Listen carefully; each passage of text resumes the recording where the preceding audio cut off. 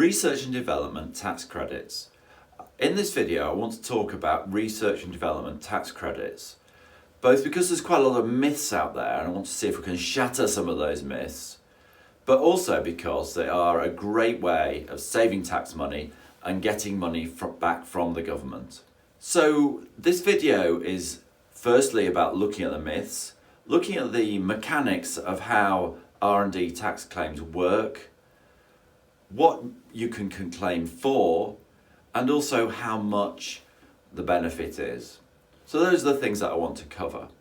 This is part of a series of videos about tax and accounting issues. So if you want to be kept up to date, then please subscribe to the channel. You'd be very welcome. And if you press the like button, it just helps me get the message out to more people. So why do I talk about myths with R&D? Well, there seems to be a feeling out there that you can just claim, there's a pot of money that's just available to be claimed for, and you can claim, just make the claim, you'll be fine.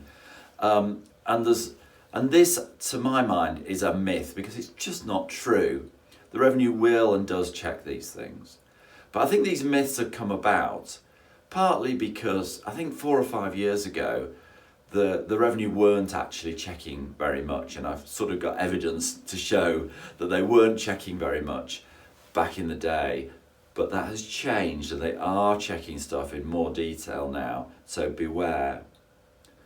I also think that maybe these myths are put out by people who are trying to earn fees from R&D work, and by saying that, oh yeah, you can claim for everything, they're claim it and disappear sort of people. So be really careful about the professionals that you do engage for this. Make sure they are professional. They're going to be around if you do get an investigation.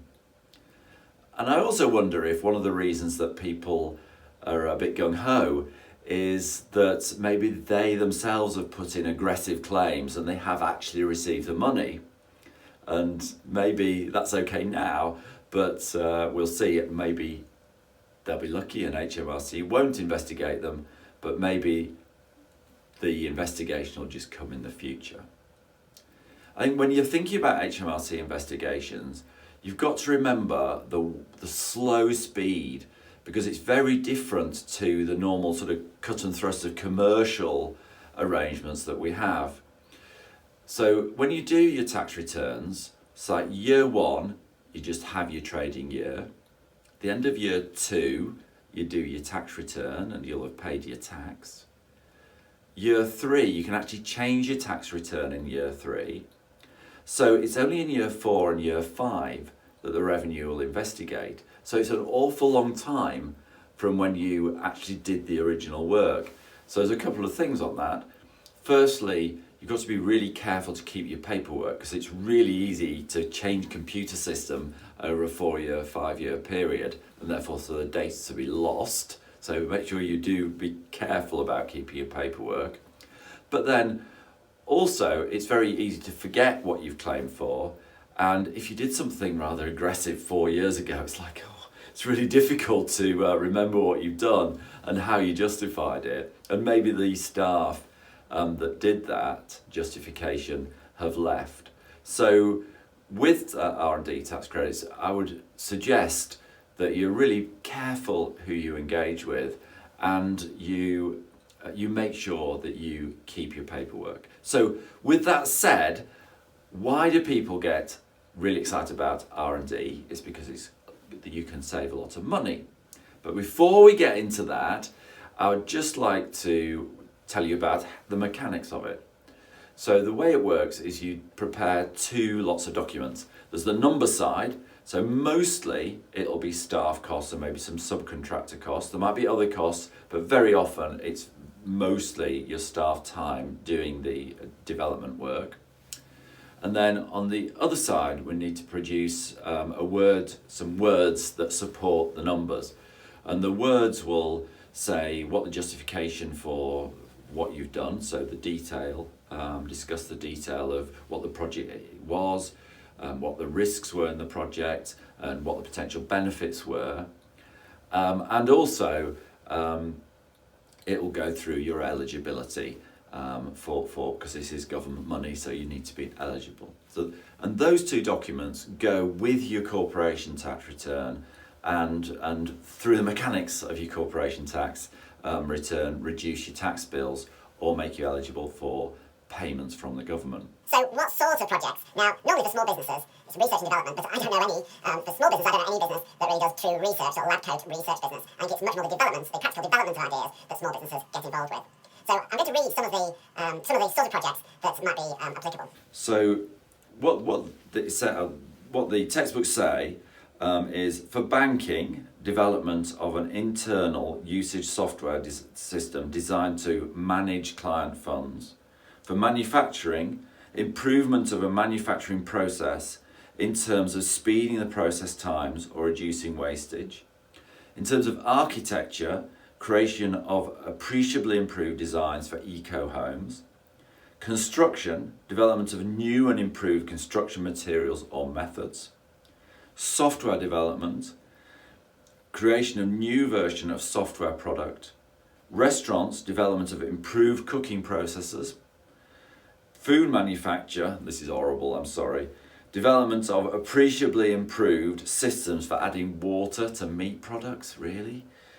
And brewing and distilling, improving a distilling or brewing process.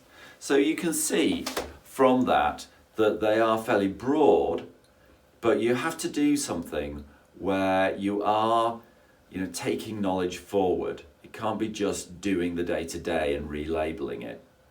So I've seen things where people have suggested that a group of brickies can claim R&D. Well, I wouldn't have thought so. It's very, very rare that a gang of brickies will do development. I mean, it might happen, but really, we shouldn't take the revenue for fools, for goodness sake.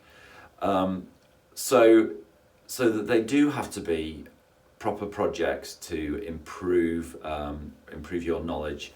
And it can be improving from good to great, average to good, but it shouldn't be things that, like for an accountant, things that accountants should just know because they're accountants.